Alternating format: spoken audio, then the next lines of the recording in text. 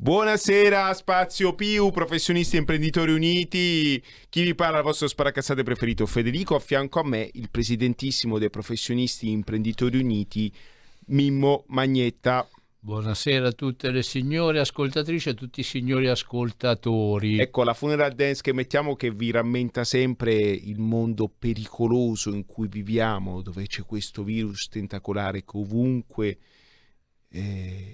si insinua e tutti infetta. Quindi amici, attenzione, mi raccomando, denunciate in conformità del DPCM. Se potete chiamate il 112 o meglio ancora lo 0266203529, ripeto 0266203529. Continua la campagna governativa, denuncia il tuo vicino, denuncia tuo figlio, tuo fratello, tuo cugino. Ricordati che Peggio che in Cambogia. sì, più o meno si ispirano a quella, all'Angkor, i fratelli che tutto vedono, ricordatevelo, il nostro governo ci vede. E comunque la funeral dance di oggi è un augurio al governo, ecco, e qua mi fermo. Infatti, speriamo di fare un bel funeral dance col è governo. tutto il giorno che si parla di sto governo che deve morire, sto cavolo di avvocato di Volturarappula, che è in provincia di Foggia, non vuole cadere. Abbiamo messo i bastoni, i dossi di tutte le buche, non ne vuole bucce di banane, rezi, sicché, cari amici, sicché chi deve cadere ma non cade. Ecco, oltre a ciò oggi abbiamo alcuni interessanti articoli presi dal miglior quotidiano che si trova nelle edicole, che è Repubblica, e io dico che è il miglior quotidiano perché mi aiuta ad andare in bagno. Io voglio Dio benedica il gruppo Repubblica l'Espresso, perché altrimenti avrei dovuto spendere molto di più in lassativi. Invece con soli 2,50 € la domenica, cari ragazzi, comprate Repubblica l'Espresso in una botta sola, pensate un po'. Calcolate che non ci danno un centesimo, noi stiamo facendo sta pubblicità. Ragazzi, se avete problemi a gratis, non serve niente il carbon vegetale, tutte quelle cavolate, la dolce occhessina. Comprate l'Espresso Repubblica, vi state sulla tazza, ragazzi. All'inizio può sembrare un po' dura, però dopo 5-10 minuti di lettura, guarda, vi confermo che va una meraviglia. Ritrovate la vostra regolarità. Repubblica l'Espresso. E voglio ringraziare come al solito il fondatore Eugenio Scalfari, ma soprattutto il direttore Maurizio Molinari, che secondo me l'ha migliorato anche il giornale con i suoi agganci. Lui giustamente un uomo di mondo, ex corrispondente a New York City della Stampa, è un giornalista con la G maiuscola in tutti i sensi. Ecco, perché esistono tante parole che iniziano con la G. Voi amici a casa lo sapete, non aggiungo altro. Il punto G, tra l'altro. Vabbè, oltre a questo della serie battute, va bene.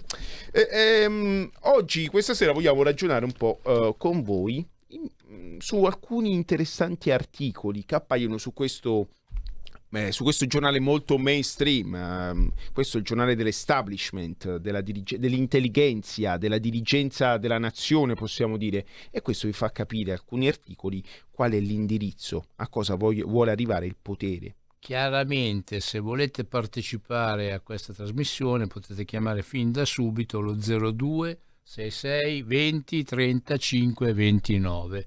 Lo ripeto per quelli un pochino più lenti: 02 66 20 35 29, potete dire la vostra e potete partecipare alla campagna Denuncia il tuo vicino, che potrebbe farvi accedere al cashback, al super cashback di Stato, se scaricate l'app Io insieme all'app Immuni. Quindi ragazzi, per le prime 10 chiamate, ripeto, ci sarà la partecipazione al super cashback di Stato fino a 3.000 euro ogni 6 mesi.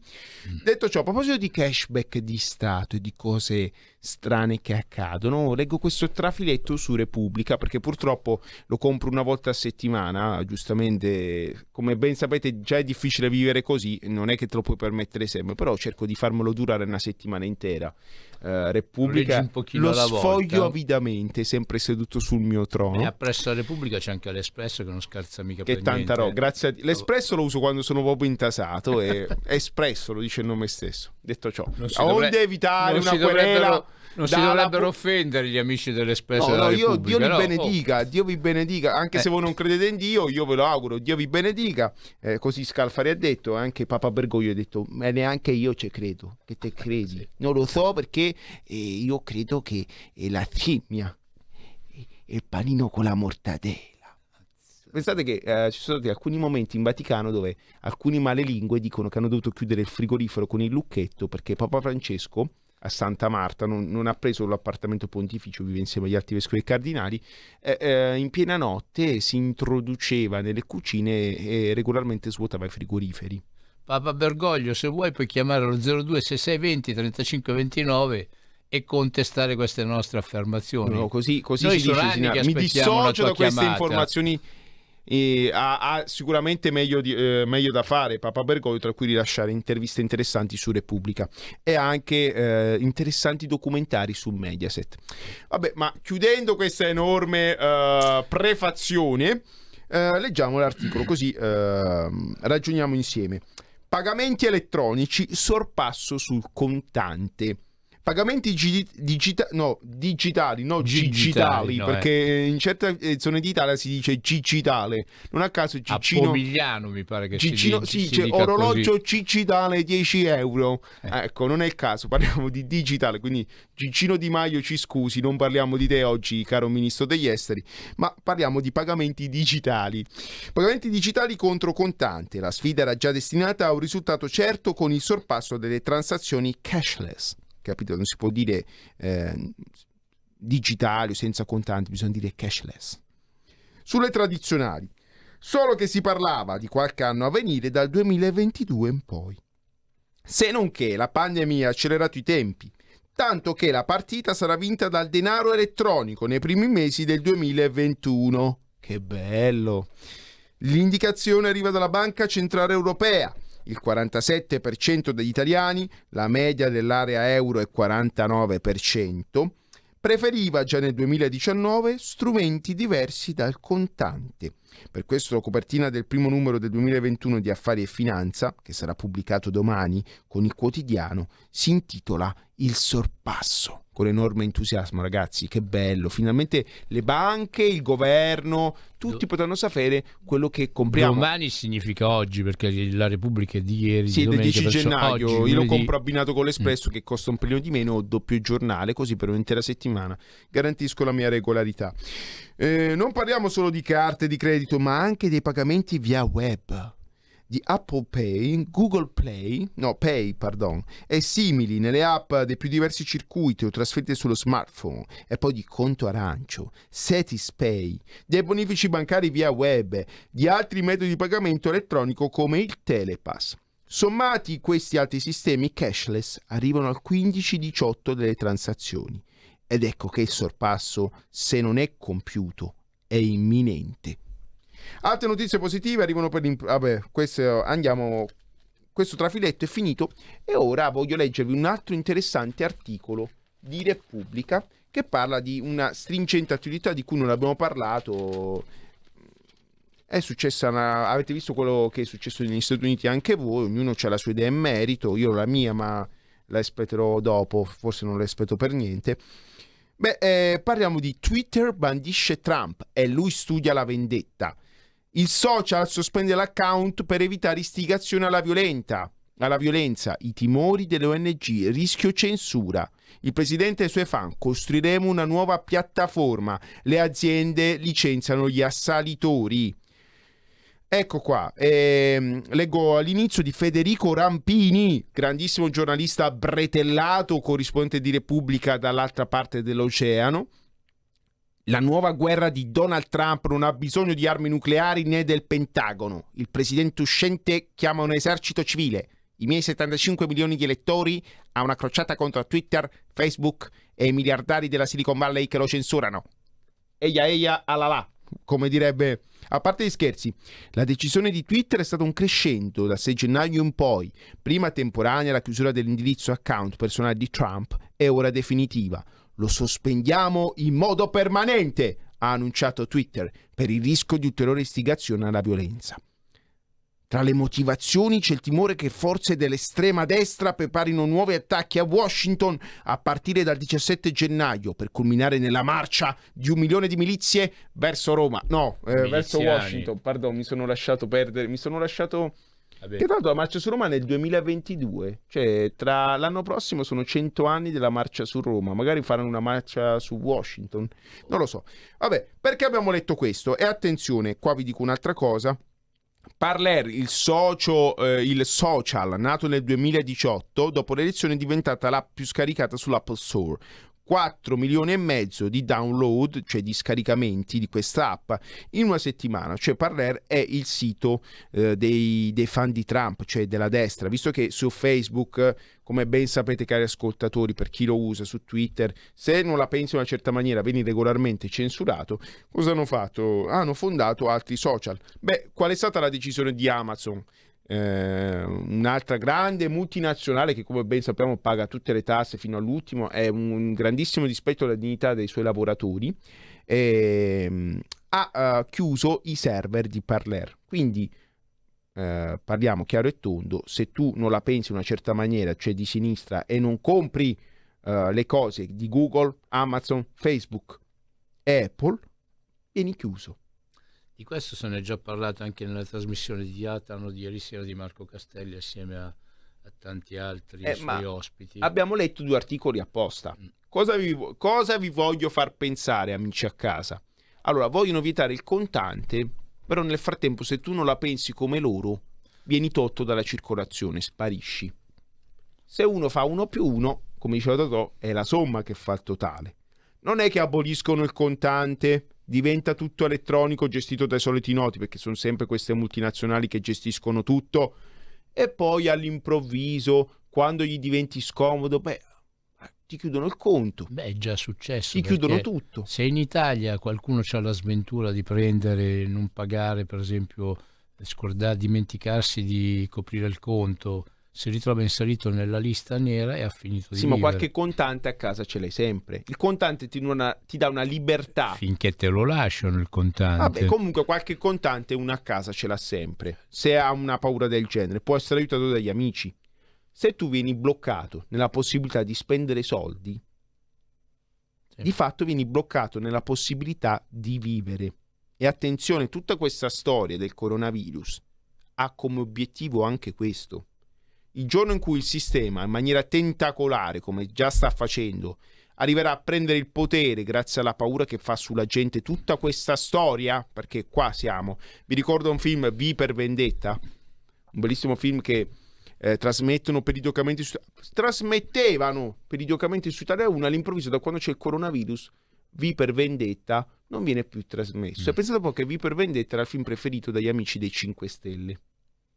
Perché parla di questo ambientato nel Regno Unito, dove c'è un virus che falcidia la popolazione. All'improvviso un premier conservatore, perché loro sono sempre i soliti cattivoni, Trump, Boris Johnson, il premier di questo V per Vendetta, prende il potere e l'Inghilterra riesce a domare questa epidemia, l'unico stato al mondo, però a causa dell'epidemia di fatto si instaura una dittatura, dove c'è questo premier che sta le ore e ore a parlare in TV e ad annunciare misure, cioè pare... Scusate, pare la realtà. Giuseppi. Pare la nostra realtà. Beh, ragazzi, però parla anche di tutta una serie di oppositori, in particolare di uno che ha una maschera con il baffo, che non mi ricordo più come si chiama, riprende un personaggio dell'antica storia inglese che mise una bomba sotto il Parlamento, ed è una festa. Ovviamente l'attentato fu sventato, però questo avvenimento viene ricordato con una bella festa ogni anno nel Regno Unito, e parla proprio di questo, la paura. Cosa fa fare la paura martellante alle persone?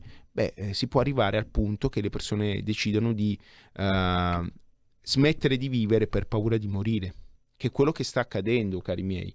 E magari il sistema ti dice, visto che è così, se tu sei un nostro oppositore e provi a dire una di troppo, io ti blocco. Tu non mangi, non fai niente, senza soldi, ragazzi, lo sapete bene, non può prendere una metro, un treno, non può fare qualsiasi cosa. Noi siamo arrivati a questo punto. E non solo, abbiamo anche qua, vedete quello che è successo negli Stati Uniti, e qua mi schiero, mi dispiace, dove il popolo ha preso ha assaltato il Parlamento, e qua si dà la colpa a Trump di quello che è accaduto, ma se è accaduto tutto questo evidentemente qualche problema c'è. Gli Stati Uniti rischiano una guerra civile a causa di elezioni che non sono chiare, e questo è evidente all'intero mondo, tranne magari a come si chiama, la von der Leyen, che è la nostra Presidente della Commissione Europea, che di elezioni non ne capisce nulla perché lei non è mai stata eletta, è stata nominata dai poteri, messa là per consolidare la dittatura europea sulle nostre teste, perché è meglio chiamare le cose col loro nome. È un po' di anni che praticamente noi in Italia subiamo governi appunto da gente non eletta.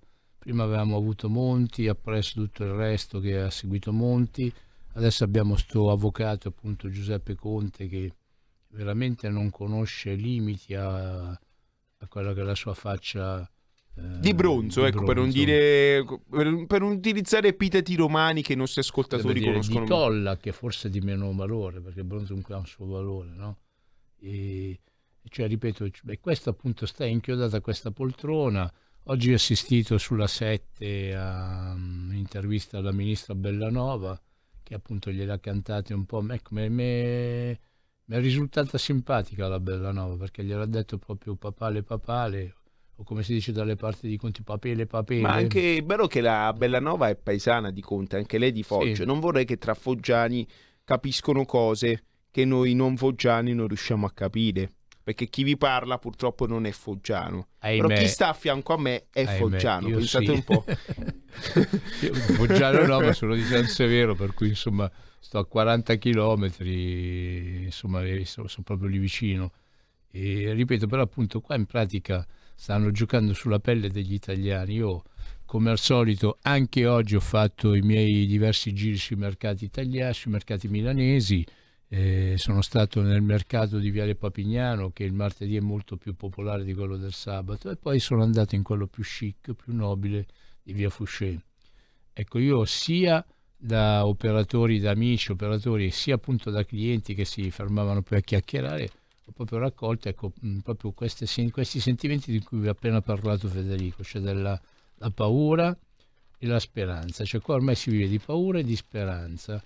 E l'unica cosa certa è che da questo governo, invece di ottenere sostegni, invece di ottenere aiuti, perché qua parlano del recovery fund, di avere soldi da una parte e dall'altra e cose varie, però oggi per esempio uno mi è arrivato e mi ha fatto una domanda: ascolta un po' Mimo, mi fa, ma se il governo ti dà 1.000 euro, poi il giorno dopo te ne chiede 2.000 per pagare le tasse, ma ti ha dato un aiuto e invece te l'ha tolto? No, ti ha dato un aiuto di sicuro, perché ti aiuta a pagare le tasse, scusami. Sì, ti ha dato 1.000 euro su 2.000, cioè tu 1.000 euro li prendi e poi ne devi aggiungere altri 1.000. Ti ha prestato i soldi a strozzo. Comunque, sempre sui giornali, avevo letto una bellissima intervista a Luca Zaia, che ora non riesco a trovare, che magari se riesco a trovare la leggiamo nella seconda eccola qua.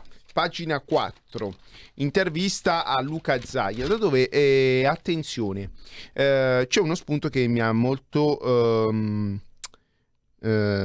colpito, perché come ben sapete Zaia è un governatore che piace a molti. Il presidente Zaia, pur essendo leghista, è un leghista dal volto buono, almeno per i media mainstream, è un amministratore sicuramente capace, molto telegenico. Luca Zaia sa comunicare molto molto bene e poi ha la fortuna di governare una regione che non è solo una regione, è una terra che ha un sentimento di identità fortissimo, una terra che per 1500 anni è stato uno stato a parte, che ha colonizzato, che ha portato civiltà, commercio e ricchezza in tutto il Mediterraneo, e si chiama Veneto, e ha un popolo preparatissimo, che ha una voglia matta di fare. Un Veneto su 5 fa volontariato, quindi possiamo dire che governare il Veneto è più facile, più bello sicuramente di governare qualsiasi altra regione. E questo Luca Zaia lo sa benissimo. È molto fortunato, non a caso si continua a ricandidare presidente del Veneto, e è molto in sintonia col popolo veneto, visto che vince con percentuali del tipo il 75%. Alla Lukashenko. Siamo in Veneto o siamo in Bulgaria? No, in Bielorussia. No, in quel caso c'è anche De Luca, cerca di copiarlo, però Zaia va molto più forte. Ecco, e allora cosa dice Zaia? Aspettiamo che trovo il trafiletto che mi ha colpito molto. Beh, oltre al fatto, il Veneto ha 600.000 imprese, il turismo vale 18 miliardi. Da quando c'è il coronavirus abbiamo perso 65.000 posti di lavoro e temiamo cosa succederà quando sbloccheranno la possibilità di fare licenziamenti. I ristori del governo devono riconoscere almeno in parte la quota di fatturato perso, altrimenti rischiamo l'ecatombe economica. E poi, attenzione, un altro trafiletto. 2 ragionamenti. Il primo, il virus non è più lo stesso di marzo. Nella mia regione i genetisti dell'Istituto Zooprofilattico delle Venezie hanno scoperto 8 mutazioni. Delle 2 tipicamente venete non sappiamo molto. Vedete che bello il coronavirus. Si è integrato anche lui in Veneto. Sei dentro gli spritz, dentro il prosecco, dentro la birra, dentro il vin, sei dentro tutto no, non è vero perché l'alcol disinfetta come dice Lukashenko, però anche lui va a fare gli aperitivi, se ne ha poenta, ne usei, se ha roba... Il baccalà. Ecco, anche lui, se ormai Veneto, con 2 varianti venete, una di Verona e una di Venezia. Manca solo quella del Belluno e abbiamo fatto tutto. Ecco, oltre a questo che è bello, aggiungo però che da 4 giorni, per fortuna, stiamo vedendo diminuire il numero dei malati. Faccio un secondo ragionamento. È cambiato il clima. Nella prima fase avevano tutti paura di morire. Ora il virus è diventato per certi versi più familiare. La guardia si è abbassata. Basti pensare alla folla all'Ikea di Padova di qualche giorno fa. E qua, secondo me, Zaia con belle parole sta dicendo attenzione, ma è una cosa di cui ci stiamo accorgendo tutti, la gente non ne può più. La gente ormai è da un anno che vede i risultati, che conosce il virus, perché da un anno che abbiamo questa situazione, sa benissimo che la mortalità è molto bassa, sa benissimo che il 95% dei positivi è asintomatico, che la mortalità è dello 0,0025%, anche se non si può dire perché altrimenti è una fake news, il comitato centrale tecnico scientifico che ha tutte le solite cose burocratiche della fascia gialla, fascia arancione. Qual è la cosa che Zaia secondo me dice? Lascia trasparire, però non dice direttamente. E attenzione, la gente ha capito tutto, non gliela fa più, lo stomaco inizia a svuotarsi. Qua, prima o poi, la gente parte. Sì, anche perché appunto si sono svuotati di parecchi portafogli, parecchi conti in banca, parecchi depositi pure sono stati ampiamente svuotati e la gente veramente non sa più dove girarsi. Ripeto, io stamattina questi commenti ho raccolto e quando poi appunto questi commenti si allargheranno come platea anche ai quelli del posto fisso, ai lavoratori appunto che comunque lavorano o andando in ufficio o in azienda o da casa, quando appunto anche loro non riusciranno più a percepire la paga, per esempio pensiamo a tutti i cassi integrati.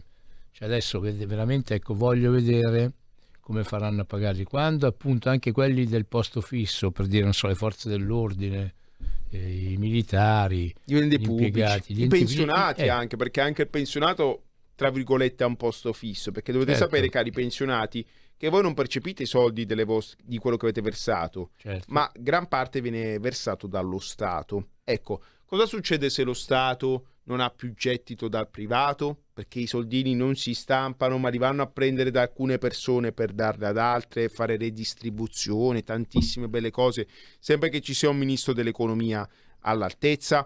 Cosa succede se chi governa questa cosa non la capisce perché non ha mai lavorato in vita sua? E alla fine è quello che Renzi cerca di dire. È vero che Renzi è lo sterco del diavolo, tutte quelle cose, però Renzi ha capito una cosa che questi che governano non hanno capito. Una, comunque viene da una zona molto produttiva che è la Toscana, a differenza da chi ci governa. E 2, comunque viene dal mondo del lavoro, è un politico, ha tastato il polso della situazione, a differenza di chi ci governa che viene dalla dirigenza del partito, come Gualtieri. Anche lui, persona che non ha mai lavorato in vita sua, ha sempre fatto il dirigente di partito, il professore di filosofia. Attenzione, questo è il ministro dell'economia. Perché lui la vita la piglia con filosofia. In effetti anche noi, quando non avremo più soldi per andare a fare la spesa, dovremo prendere un pochino con filosofia, perché o la pigliamo con filosofia oppure ci incazziamo e pigliamo qualcos'altro e cominciamo a ribaltare un attimino le questioni, perché ripeto, infatti oggi mi dicevano, insomma, qua fra un po' noi ci chiuderanno di nuovo, però ecco, mi fermo un attimino qua perché siamo arrivati. Propaganda e torniamo subito. 2 minuti e siamo qua. Stai ascoltando RPL. la tua voce libera, senza filtri né censura. La tua radio.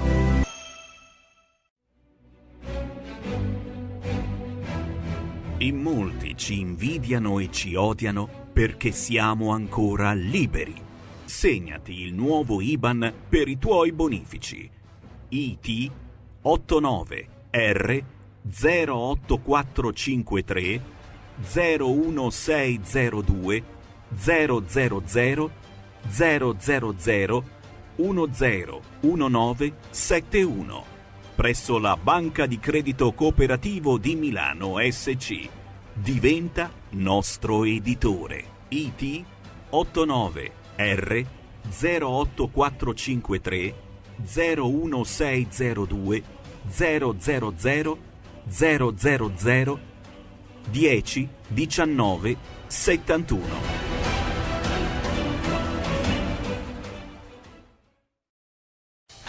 Porta con te ovunque RPL, la tua radio. Scarica l'applicazione per smartphone o tablet dal tuo store o dal sito radiorpl.it.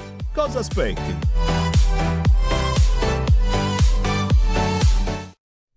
Allora, ritorniamo. La trasmissione di oggi si basa su alcuni titoli, alcuni articoli interessanti che ho letto sul trono del water di casa mia su Repubblica, che sto condividendo con voi. No, sembra avvilente, però questo giornale, che è molto mainstream, molto perbenista, fatto da persone progressiste, la voce del regime lascia trasparire qualche crepa, qualche preoccupazione che appunto stavamo discutendo con Mimmo e con tutti voi. Se qualcuno di voi vuole chiamare, lo 0266203529, ripeto, lo 0266203529, su quello che sta accadendo. Cioè la gente si è stufata, la fame inizia a farsi sentire e chi governa inizia a avere paura. Non a caso si inventano lockdown, fasce di qua, fasce di là, perché evidentemente chi governa questo, forse qualcuno che governa, lo riesce a capire, anche se ben pochi vengono dal mondo del lavoro, vengono quasi tutti da incarichi di funzionari pubblici, dirigenziali, cioè chi governa poca familiarità col mondo del lavoro, della produzione, però molta familiarità col posto fisso, che è una cosa bellissima il posto fisso. Però diciamo che non si vive di posto fisso. Ecco, noi in effetti, per esempio, abbiamo ricevuto l'aiuto, soprattutto qua in Regione Lombardia, di amministratori politici, e mi riferisco a Gianmarco Senna, a Massimiliano Bastoni, che si sono dati da fare per far ripartire appunto il mondo del commercio. Si sono dati da fare anche per far ripartire anche il mondo dei ristoratori, delle palestre, insomma di tutte quelle categorie che sono rimaste bloccate, e che adesso, alla vigilia di quello che dovrebbe riscattare di un'ennesima, come almeno parlando della Lombardia, come una zona rossa, veramente sono veramente disperati. Abbiamo una chiamata, quindi siccome gli ascoltatori sono i principi, voglio condividere con loro le cose belle che leggo su Repubblica. Quindi buonasera, chi è e da dove chiama? Sì, buonasera, sono Mirella da Bologna. Prego signora Mirella. Io ho una cosa da dire, come un avvertimento, cioè in un ospedale di qua sopra, sì, qui, tra la Lombardia e il Veneto, ha telefonato un telespettatore qui da voi, ha detto che è stata minacciata la gente, che se dice che non è morta di Covid gli sequestrano il conto corrente. Allora siamo attuali, signora, ci sta dicendo questo, che qua a forza di leggere tra filetti di Repubblica stiamo dicendo delle verità supposte, insomma. Sì, perché loro vogliono far vedere che ci sono un sacco di morti per Covid, che non è vero, ha capito com'è? Stanno nascondendo questo e in più fanno delle minacce. Sì, no, infatti Chissà noi... se è vera sta storia, bisognerebbe se vedere. Noi più volte abbiamo denunciato che chi muore di coronavirus, è vietata l'autopsia. E come ben sappiamo in ospedale ci sono molti malati fastidiosi, diciamo che per chi lavora là, ecco, ora rischio l'arresto dopo quello che ho detto questo, ma soprattutto molti malati difficili, e la sanità non è perfetta, precisa ovunque. Quindi Sì, ho capito. far scivolare qualche errore sanitario in Covid, tanto l'autopsia non può essere fatta. Ho un amico che fa il becchino, il beccamorto, o l'impresario funebre, come più politicamente corretto, che mi dice: noi quando le andiamo a prendere in ospedale c'è un sacco chiuso ermeticamente e non possiamo per nessuna ragione aprire la salma. Cioè, anche una terza persona non può vedere quello che c'è dentro il sacco. Mamma mia, che brutte cose, non me le dica. No, purtroppo come si fa a vedere? Magari questo è morto di altro, è morto per malasanità, però vai, coronavirus, via un altro. Sono cose Ho che capito. accadono. Mi dispiace, ma Signora Mirella, comunque noi non molliamo, noi insistiamo nel vivere e non nel sopravvivere, ma nel vivere, appunto, e comunque non molliamo dal denunciare questa situazione che è diventata Comunque veramente queste terribile. cose qui, prima di denunciarle così, è meglio andare dai legali, tenersi un po' di, Certo. come si dice, di non farsi buttare giù che dicendo che sono tutte fake news.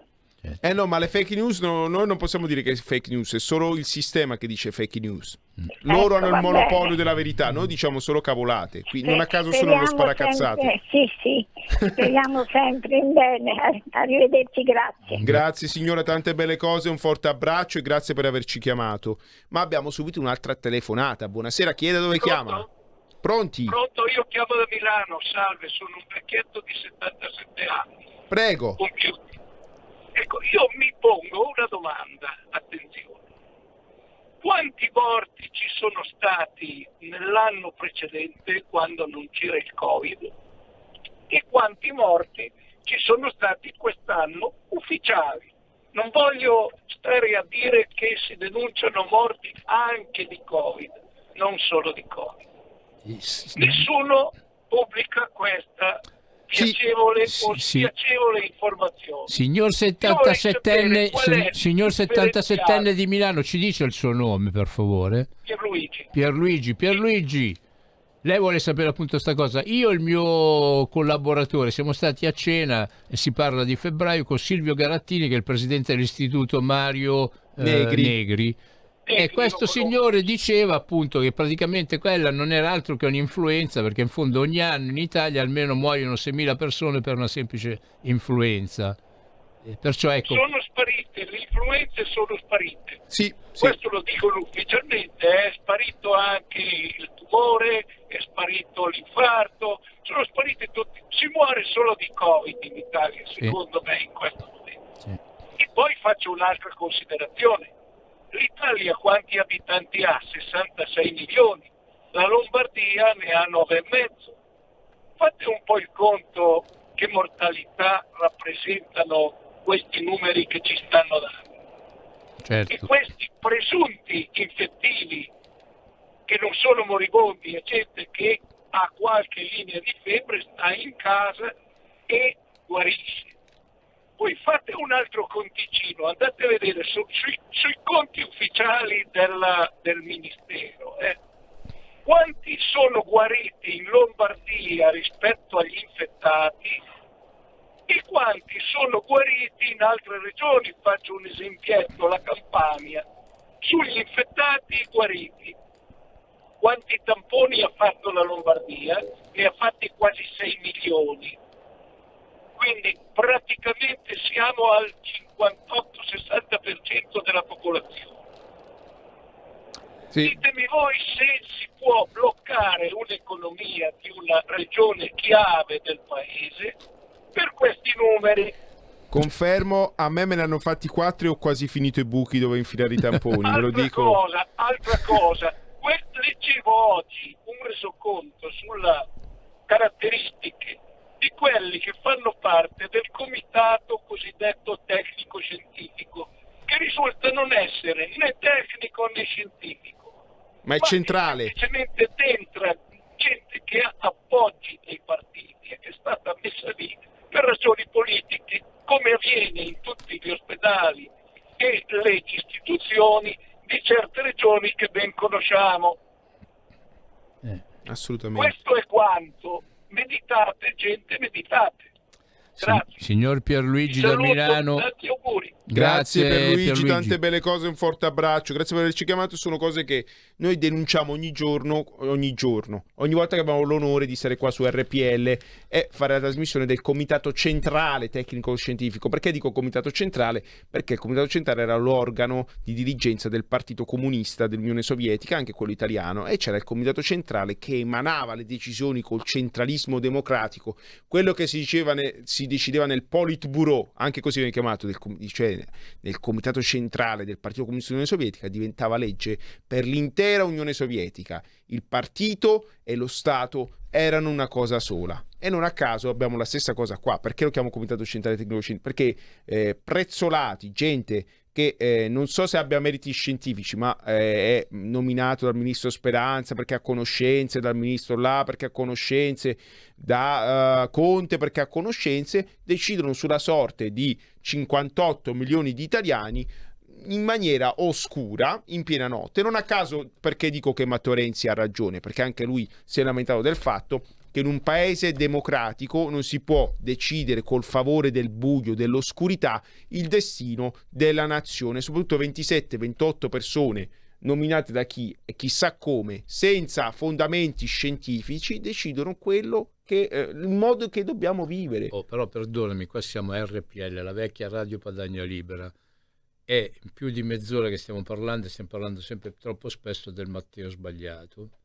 Il Matteo giusto, che appunto è Matteo in questo Salvini. caso perché c'è la cosiddetta crisi politica imminente, sì. Che però in questo caso secondo me Renzi fa, io direi che chiunque voglia far cadere questo governo fa bene, quindi in questo caso per sbaglio c'è Matteo Renzi in mezzo. Se c'era, che ne so, Lazzolina, invece... dicevo viva Lazzolina che fa cadere ma Lazzolina pensa ai banchi a rotelle. Invece c'è Matteo Salvini che continua a dire appunto che invece c'è bisogno degli aiuti, di ridare aiuto, di far ritornare a lavorare la gente, di aiutare la gente, i lavoratori a vivere e a lavorare. Ripeto, io per esempio domani mattina sarò in regione, in via Fabio Filzi, perché voglio andare a perorare la causa dei lavoratori appunto che hanno ripreso a lavorare a pizzichi e bocconi e che ora sono terrorizzati da questo ennesimo blocco che verrà provocato con questa ennesima dichiarazione di zona rossa. Io voglio pregare il presidente Attilio Fontana di non cadere in questo errore, di non, ripeto, a meno che il governo nazionale non ci impone questa cosa, ecco, ma Attilio Fontana deve assolutamente sfuggire questa cosa qua, perché, ripeto, non si può bloccare una regione come la Lombardia con quello che abbiamo già sofferto, non si può bloccare un'altra volta perché la gente muore a questo punto. E se non muore di Covid, però muore di fame, muore di vergogna. Io per esempio oggi ho parlato con una persona e dice: io muoio di vergogna perché io non riesco più a portare la spesa a casa, non riesco a far mangiare i miei figli. Poi vai in Viale Monza o vai vicino alla Bocconi Nuova e vedi le file chilometriche, certo. File chilometriche, magari chi non è di Milano non sa, Viale Monza è lunghissima, Viale Toscana a Milano pure sono viali enormi con file chilometriche che fanno addirittura la fila gira intorno agli isolati, ai caseggiati. Siamo all'altro mondo, parliamo della capitale economica del paese, dove tutto viene ingigantito al cubo. Quindi se questa è la situazione, non vogliamo immaginare la situazione che c'è nel resto del paese e nel meridione o in zone meno fortunate di Milano, cioè quasi tutta Italia purtroppo a livello economico. Attenzione amici, attenzione chi ci governa che fate i pirla e la poltrona e il rimbasto e i banchi a rotelle e Speranza. È finita, svegliatevi. Non pensate che continuare a imporre lockdown e emanare cavolate possa salvare la vostra poltrona dalla rabbia popolare. Se quello che è accaduto negli Stati Uniti è accaduto anche a causa dei continui lockdown, la gente è esasperata negli Stati Uniti, figuriamoci qua in Italia. Attenzione, noi ve lo continuiamo a dire, ma ora l'avete visto. Quello che è successo in America, io mi auguro che un giorno possa succedere anche in Italia. So che non è bello, però capisco la rabbia delle persone che hanno saltato il congresso negli Stati Uniti. Mi è piaciuto, lo ammetto, ci ho goduto, avrei voluto essere anch'io con loro, perché quella è la rabbia, la furia cieca, la rabbia che cova nei tanti cuori. Figuriamoci quando tanti stomaci saranno vuoti. Io mi accontento di meno, perché appunto se riparte la zona rossa in Lombardia, di fatto praticamente, per esempio, ecco, tu dici, come al solito parli sempre di ambulanti, perdonatemi, ma quello è un po' un vizio. di commercio su aree pubbliche, sì, così pare più bello. Commercio su aree pubbliche. Ecco, se ripartirà la zona rossa appunto in Lombardia, io appunto so già quella che è l'incazzatura di quei colleghi ambulanti di merci non alimentari che appunto ormai sono disperati, e penso che forse ci sarà un assalto perlomeno ai supermercati, insomma, perché poi proibire per esempio di lavorare a questa gente che sta all'aperto e favorire appunto ancora una volta la grande distribuzione, dove se uno prova ad andare o alla S lunga o alla Auchan o alla Amazon che decide quello che devi spendere, come lo devi spendere, quello che devi pensare, se non gli piace come pensi ti banano, non puoi dire più niente, comprare niente, cioè siamo a questi livelli, ognuno di noi è andato a fare la spesa nei grandi magazzini e ha visto che non c'è assolutamente nessun controllo, a parte quello che sta all'ingresso finto col finto termometro che manco più lo guarda, cioè, e ci sta gente che si accalca proprio uno attaccato all'altro. Vabbè, anche a fare la fila fuori, cila fuori non esiste più. No, vabbè, ma se esiste, io mi ricordo anche là scene sovietiche per andare a comprare il latte. Sì, ecco, per appunto, per esempio, permettono ancora in certi supermercati di vendere la frutta appunto che te la vai e te la scegli, sì, ti metti il guante, una cosa o l'altra, però ci respiri sopra, ci sputacchi sopra. No, c'è la mascherina, Mimo. Quale mascherina? Che ancora? dici? Vabbè, ci sono mascherine che se te le tieni dopo 6 ore non servono a niente. Quasi tutte, oserei da dire. Quanto tempo, per esempio, porti la mascherina e non la cambi? Autodenunciati. La mia sa di risotto. La mia sa di risotto ai funghi. Dico, però appunto, ecco, diciamo, al presidente Fontana io domani appunto farò giungere questo grido, questa invocazione: non dichiarare tu la zona rossa in Lombardia, perché se no te ne assumi tu la responsabilità. Ma attenzione, zona rossa, perché i signori del Comitato Centrale Tecnoscientifico hanno cambiato tutti i parametri e quindi, come abbiamo detto nelle altre trasmissioni, bastano 3 persone con raffreddore e scatta la zona rossa. Siamo a questi livelli. E perché fanno questo? Perché hanno paura. La verità è questa: non hanno paura del virus, hanno paura della reazione della gente. Stiamo andando su questo, giocano sulla paura per paura loro. E addirittura il presidente del Consiglio Conte ha rilasciato varie interviste e ha espresso il pensiero che loro sono convinti che più DPCM, più misure prendono, più dirette su Facebook fa, in questo caso non dice l'Inghilterra domina, però dice il virus, la terza ondata, la quarta ondata, la quinta ondata, lo tsunami, sovranisti, populisti, perché poi alla fine si va sempre su quello.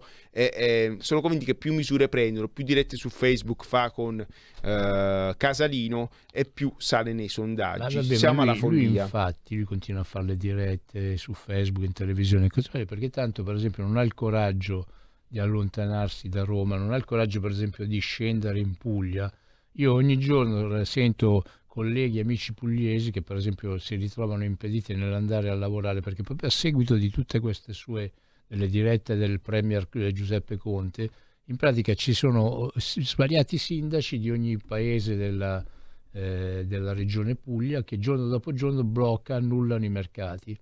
Ripeto, questa gente qua non sa più dove andare a prendere soldi per mantenere la propria famiglia, anzi, per assurdo ancora, come per mantenersi il proprio lavoro comunque deve continuare a pagare l'INPS, deve continuare a pagare le tasse, ed è una cosa veramente indecente vivere in un paese in cui per esempio ti danno 1.000 euro ma per poi doverne pagare 2.000. Per esempio qua in Regione Lombardia siamo in ballo e si partirà dal 12 di gennaio, perciò da domani, giusto? Domani è il 12 o è oggi? È oggi il 12. Da oggi fino al 30 appunto al 30 di marzo si partirà appunto per fare i rinnovi delle concessioni dei mercati. Addirittura il Comune di Milano, tanto per non rispettare quello che è la delibera fatta, l'ordinanza fatta dalla Regione Lombardia, il Comune di Milano si è inventato che questi operatori ambulanti, per potersi vedere rinnovate le loro concessioni, devono produrre tutta una serie di documentazioni, nonostante appunto è stato stabilito dalla ordinanza regionale ed è previsto anche dalla legge, perché esiste una legge in Italia. La legge in Italia dice che le amministrazioni pubbliche non possono richiedere ai cittadini documenti o documentazione di cui loro sono già in possesso. Ecco, il Comune di Milano, tanto per fare qualcosa di diverso a quello che ha chiesto appunto la Regione Lombardia, ha tirato fuori tutta una serie di documenti, è andata ad oberare quelli che sono già dei lavoratori in difficoltà, che ripeto, lavorano un in giorno... puro stile gerontocrazia che ci governa. Sì, Queste sì. persone incollate alla poltrona si mettono ogni giorno cavolate per restare incollati alla poltrona e fare sempre di peggio. Io avevo detto a Mimmo più volte, ho visto la serie Chernobyl un anno fa in televisione, e questa serie, manco farla apposta, è stata fatta poco prima dell'esplosione del coronavirus, come lo chiama il nostro ministro degli esteri Di Maio, e faceva vedere che il Politburo si riunisce, ossia il Consiglio dei Ministri dell'Unione Sovietica, e il compagno Gorbaciov ordina al ministro dell'industria delle miniere, il compagno Sherbina, di andare a Chernobyl di persona e vedere quello che sta accadendo. 1986 esplode il reattore nucleare a causa di una serie di errori umani fatte da persone nominate dal partito, non competenti. Chissà perché, è molto simile a quello che accade ora in Italia. Che accade un po' dappertutto. All'epoca perché... non c'era Arcuri, però poco ci manca. Viktor Sherbina, il ministro dell'industria, sale su un elicottero insieme al professor Legasov dell'Istituto di Fisica Nucleare dell'Unione Sovietica e vola sopra il reattore nucleare aperto con tutte le radiazioni a vedere quello che sta accadendo in quella che era una ridente località dell'Ucraina, con la centrale nucleare Vladimir Lenin che era appena esplosa. Questo accade all'Unione Sovietica 1986. Italia 2019-2020. Avete visto un ministro venire qua a vedere quello che stava accadendo durante la prima ondata?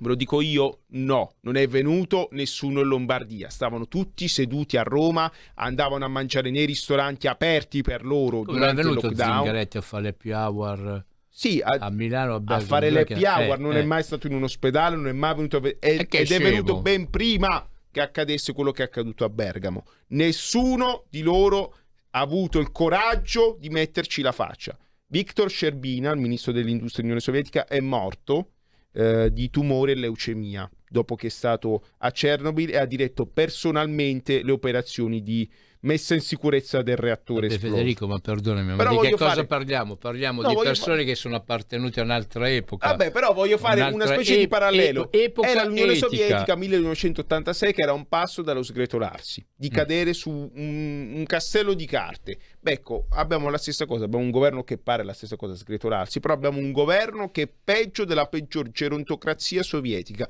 come un comitato centrale tecnico-scientifico che è peggio del peggior comitato centrale che l'Unione Sovietica abbia mai avuto. Ecco, allora voglio fare un parallelo e mi auguro che sia di buon augurio per il paese. Oddio, non è stato bello per la Russia, l'Unione Sovietica è stato un disastro e purtroppo forse siamo sull'orlo di un nuovo disastro, però finché la barca va sul Titanic, suonano il violino, ballano, l'acqua continua ad aumentare e la nave affonda. E tutto va bene, Madama la Marchesa. Finché la poltrona è sotto le terga, tutto può andare avanti. Oggi un amico mi diceva: hai visto quello che è successo in Francia? Per esempio non ne hanno assolutamente parlato. Cioè, in Francia si sono incazzati, i gilet gialli, arancioni, quel cavolo che è, insomma, comunque i cittadini francesi sono arrabbiati, sono scesi in piazza e hanno combinato un mezzo disastro. Qua non nessuno ha pubblicato la notizia. Io ripeto, non penso che il popolo italiano possa arrivare a fare disastri tipo come in Francia o come negli Stati Uniti, però non ci stupiamo appunto se poi alla fine ricominceranno i suicidi, ricominceranno che ne so, potranno anche ricominciare dei disordini, perché noi dobbiamo anche ricordarci che, a parte il popolo italiano che ormai è abbastanza abituato a subire, noi abbiamo ospitato negli ultimi anni un sacco di gente che arriva da altre parti. 6 milioni di cittadini extracomunitari. Cioè, com'è che era un pescivendolo? Masaniello. A Masaniello con una napoletana, ma l'altro Tunisia. L'altro pescivendolo è quello tunisino che ha fatto scoppiare la primavera araba. Dandosi fuoco, appunto. Ecco, facciamo attenzione, perché qua non è che si vuole poi fare del terrorismo, agitare lo spauracchio di possibili disordini, di possibili appunto problemi per l'ordine nessuno pubblico. Vuole gettare benzina sul fuoco, però i problemi li stanno creando e far finta che non ci siano i problemi non li risolve.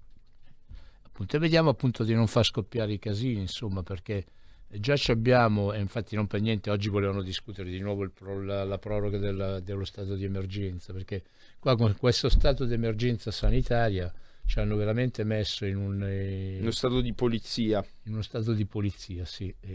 Ripeto, e finché i poliziotti riceveranno il loro stipendio, forse questo governo potrà continuare ad andare avanti. Quando anche i poliziotti non riceveranno più la loro paga, quando anche i poliziotti cominceranno ad avere paura, cioè ad avere problemi a portare a casa lo stipendio, ecco, insomma, alla fine lo Stato potrebbe anche saltare. Insomma, e questo non è che lo pensa Mimmo Magnetta con un suo passato. A me questa opinione me l'ha espressa appunto un appartenente alle forze di polizia, che dice: qua se non ci pagano lo stipendio scoppia la rivoluzione. Ecco, non possiamo arrivare a certi livelli. Ripeto, io domani sarò in Regione Lombardia per cercare appunto di pregare il presidente Fontana di evitare di dichiarare lui la zona rossa. Se zona rossa deve essere il governo di Giuseppe Conti, e speriamo che appunto caschi il prima possibile che ci faccia tornare a nuove elezioni, in maniera così da avere al governo del nostro paese gente con gli attributi e gente capace di cambiare le cose, di sistemarle. Comitato Centrale Tecnico Scientifico permettendo, vi rammento la pagina Facebook dei Professionisti Imprenditori Uniti, mettete un bel mi piace così ci aiutate a informarci e a informarvi. Vi rammento anche l'email piu.federale@libero.it, ripeto piu.federale@libero.it, canale 740 digitale terrestre per ascoltare RPL, la tua radio. Noi torniamo qua martedì prossimo alla stessa ora 19:30 e speriamo di dare belle notizie per una volta. Il vostro Sparacazzate vi saluta e vi lascia la programmazione meravigliosa di RPL. Ale.